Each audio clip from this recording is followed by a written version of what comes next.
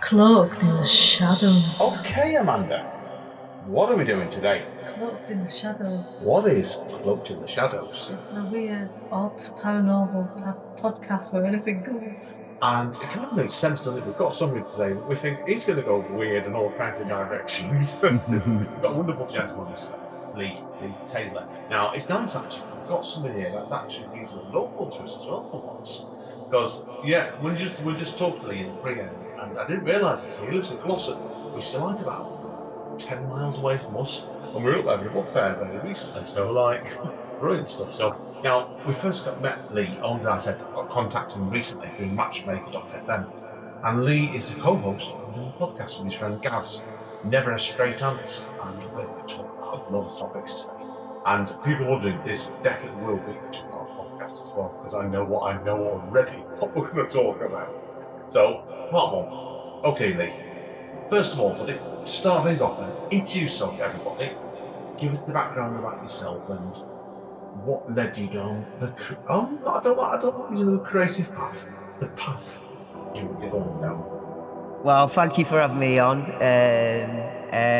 Yeah, it really started when I was younger, basically asking questions about like objects and like I was into sci-fi, but wasn't really heavily into sci-fi. But then questions come on it, and then UFOs and ghosts and other subjects was coming up, and for some reason I just seemed to click on the UFO because that seemed to be the most strangest, but also the one that probably the most truthful in my eyes, because there was something there, but there is no one saying that there was something there, like a UFO. You know what I mean? Yeah, So. And then I just started looking into little bits about it, and then it just gradually kept my attention because I was getting no answers. Then I went into, well, what's the biggest story of UFOs and stuff at the minute? So, well, obviously it ended up being Roswell. So I went into Roswell several times from different interviewers and stuff like that to like find out information and find out what's going on and is there information being hidden and stuff like that. And then as time went by, yeah, you're finding information being hidden, then people coming forward, then stuff of threats to themselves by the men in black, and then threats to the family now. It's not just them, it's the family now. And then finding other things that hit in the conspiracy as well because of like like suicides and stuff like that. Like there's a thing out there that if the police end up going to a suicide, which they say there's a suicide, and there is a something wrapped around the door handle, like a tie or something like that, then it was an indication to them to tell them this is don't even bother checking this out because yeah, it's presumably it's from like special agencies yeah, that they. yeah. And there's a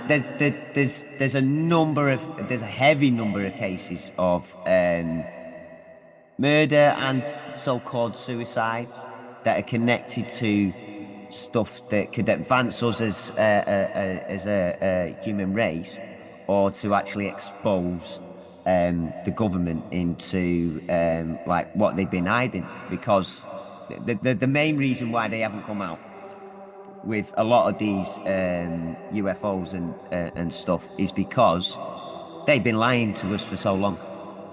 Yeah, How no. could they turn around and so it's still the indication of like I'm still looking into it, and you'll be surprised that the information that I gathered since I was about 10 till now is changed in certain ways that you can block them together, you can put pieces together, and it opens up more rabbit holes, to be honest. And then you go into the stuff of the deep state, Illuminati, the bankers, governments, and it's just a minefield. And then I've over the last 5 6 years, I've been looking into laws and our rights. You know what I mean? And that's just blew me away as well. The amount of lies and pressures that they put on us that don't need to be there. Yeah, no, I can honestly completely right. It's fascinating. You're right. I think you're right. I mean, it's that sort of thing where you go into topics like that. You go Mm, further and further. Before you know it, yeah, you can rabbit hole definitely. But yeah, now, yeah. I I've always done. try and say, if you are attempted to do this and go down the rabbit hole, be very careful because there's a lot of disinformation.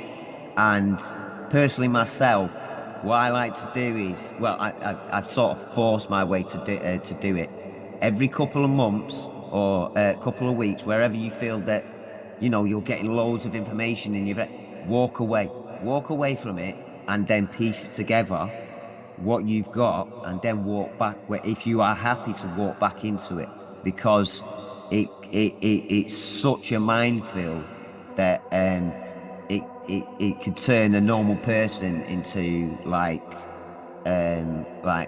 mentally ill, because it is affecting every single one of us in the long run. It is, and it's the biggest question that humans want to know as well: is Yeah, there life out there?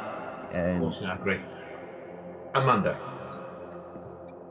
So my question sort of follows on from that. It's what's the most interesting conspiracy theory that you've come across? Interesting.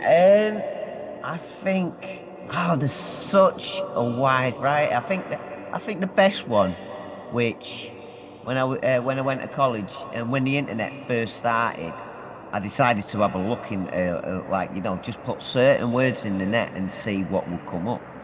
And I found this one for UFOs and Hmm. conspiracies. So it was like, okay, this is an interesting one. And I didn't realize it was going to be one of the biggest stories in the future. So I'm reading it, and it's like it's stating that Majestic MJ12. If you know about them, they were the secret organization that was put together by the president after Roswell to hmm, basically to work out and to find out what was going on. But then over the last couple of years, I found out. Well, the last 10 years, I found out that actually that group only stayed there for I think a year, and hmm. Kissinger was one of them there, and he basically got rid of all of them and brought a load of other ones in there. So it wasn't under presidential now; it was under its own like little society, basically. So it's a kind of a part of the deep state, and because It they might be had a a good lot of idea. power. It might be a good idea, Lee, here, 'cause I've heard of obviously deep state. Yeah. Have one like that, have you? You might want to clarify for people what the deep state is. So just Deep give. state is I've heard of it. I know people that won't have. yeah, it's got a number of names, but they change. Basically, there are secret groups out there. For the last what 2 3 no, maybe even longer. For guaranteed for the last 200 years, there's been a plan to actually control us in a way, to gain profit from us, because slavery and stuff like that. Slavery didn't actually go away; it actually put everyone into it. That's why you got a birth certificate. It put everyone into it, and that's what I mean about looking into the laws as well. Because if I look into laws, science, and the phenomena, there's got to be join somewhere along the line there. You know what I mean? But basically, the deep state is the cabal, Illuminati, all them kind of groups, and it's the one percenters who want to push us in their direction and Yeah. not giving us a chance not uh, to uh, to find them out. Basically, it's only since 2000, since everyone's been seeing what's been going on lately. these new laws that it's trying to bring in and stuff like that. Well, not long beforehand, I think it was about 2 years, about 2017, something like that. Right. Well, the Cabal and Illuminati and all that were sending messages through other means. Now, there's a group called the Alliance, which is partly U.S. Navy, which said like that basically a group of them got together and went like, "This ain't right. We need, there needs to be someone to try and stop this." So they were trying to hit the communications on where the deep state were passing information together and stuff like that. So they did a really good job. And then they found out that the last communication, as far as we know, there's probably more, but the last communication was in a PC game called Star Wars Command. Now, for some reason, that had been missed by people who were looking. But then they found it and they closed them down. But just before they closed them down, because they were getting closed down all the time, and this may be their last information passing area, they suggested that what they needed to do had to come 12 years early. So they've been planning for something to happen like 12 years from then to start the process of what's happening now, which is what the UN is basically stating, which everyone can go to the UN website and it's there all in its colours, same as the World Economic Forum. That's another kind of cabal group which say that you're gonna have nothing, you're gonna rent everything, and you're gonna love it. But under the UN, it comes under the CO2 effect, which they're basically by 2030, you're not going to have no cars, no boats, no planes. All your gas facilities are going to be taken out, so everything's going to be electric, so they can control. That's why they want digital IDs as well. That's why they've been pushing on that. So everything that like you're seeing now has had to be pushed faster. So it opened up the gate a little bit, so people could pop their head in and go, "Hey, what's that? What's this? What's this going on?" And now they're bringing stuff like 15-minute cities or 12-minute neighborhoods. Yeah, I've heard that now. 15-minute city, what that is, money. That's come up recently in the press now, and I've read this report actually, where they're talking about like a city and 15-minute walk again. Oh. It's not like going to London and stuff like that. It's trying to make it much more immediate like a city.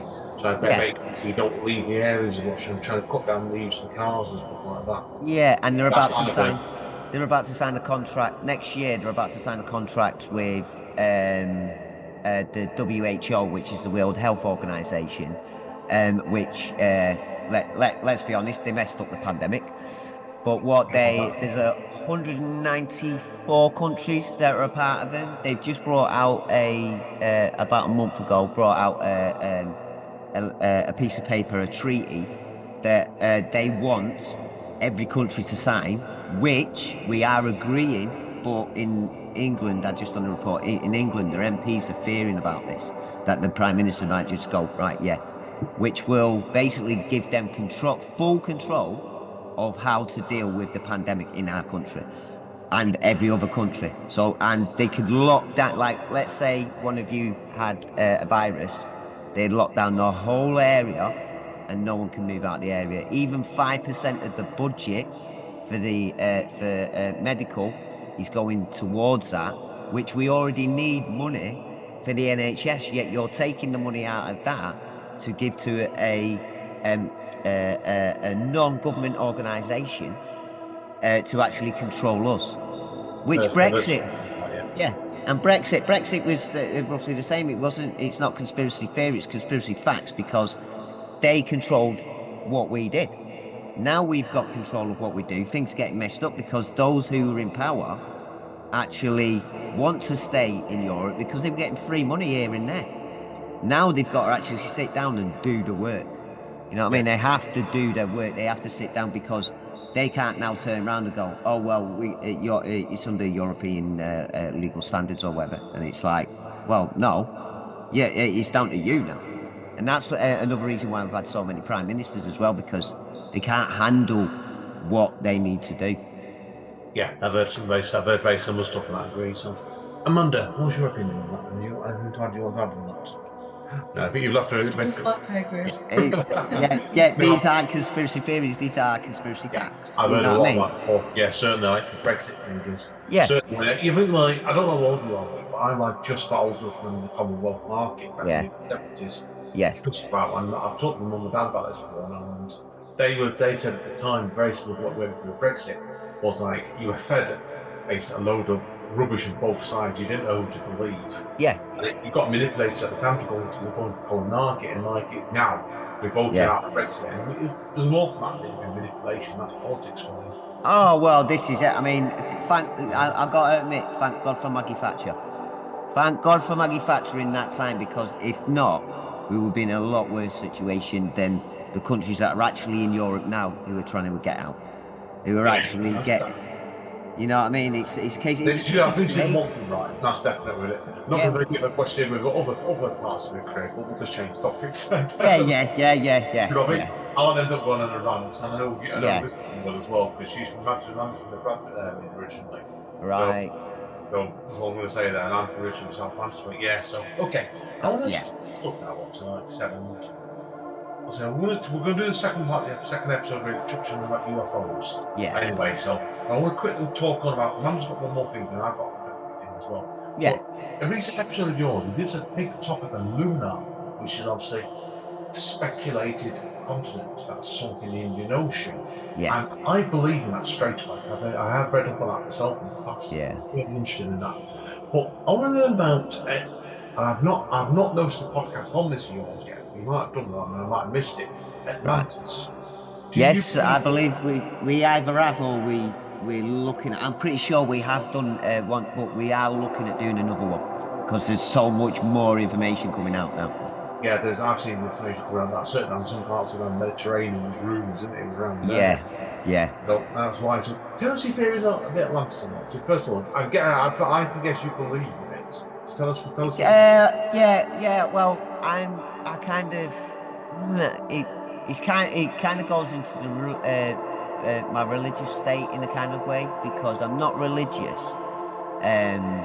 I've had a look at the religions, and it's like it's yet again more questions, or it counters against itself and stuff like that. So it's like it's not for me because I'm too busy on this to deal with that as well. You know what I mean? But I'm more into the belief that we were produced than we are actually naturally formed, because of questions of like even scientists now can't answer certain questions. Like there's a I think a 5,000 year period where we were like animals to like being smart, but it was a very short period in evolution.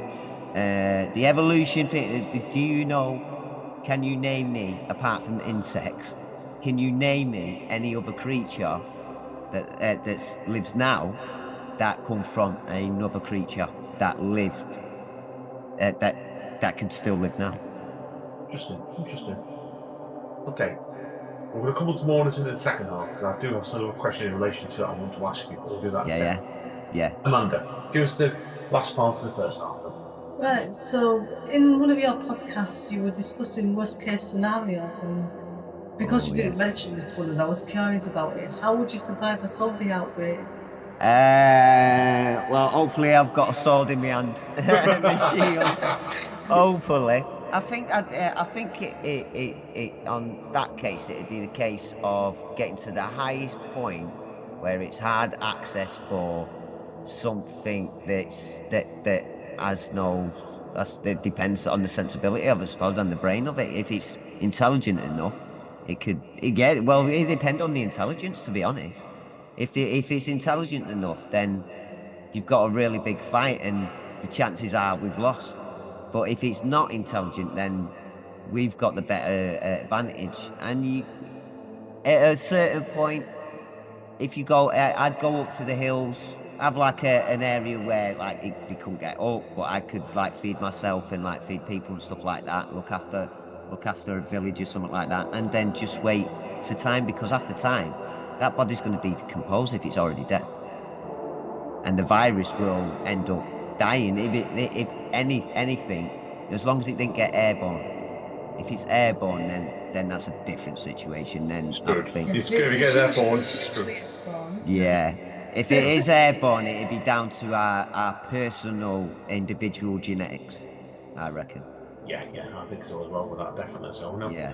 Amanda, is there more questions you want to ask No. about that topic? Yeah. No, she's free to No. get up. Yeah, but we have got a topic coming up on our show very soon about a zombie virus. Tell you what, do you want to tell what? Yeah, you did hint about this before in the previous one. I think it's a good time to bring this story in, and then we'll wrap up part one. So tell us about this, Amanda. Yeah, zombie well- virus is coming up in your show shortly. Yeah, well, I'm in Never a Straight Answer podcast, and we do like stories and like then the news and stuff like that. But we go on to a load of topics. I mean, like mine's UFOs and conspiracies.